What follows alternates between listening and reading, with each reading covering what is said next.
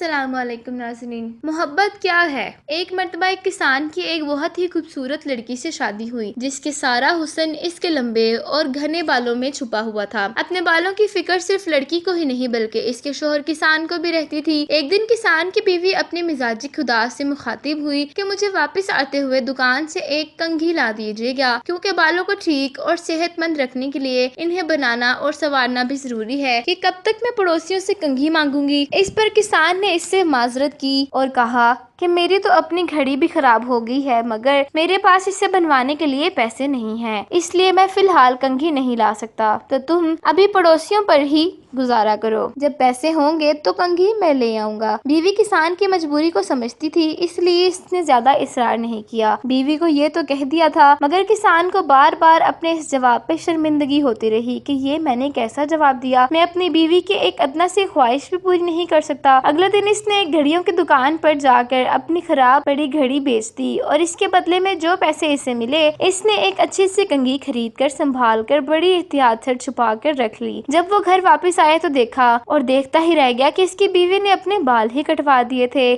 اس پر کسان کو بہت افسوس ہوا۔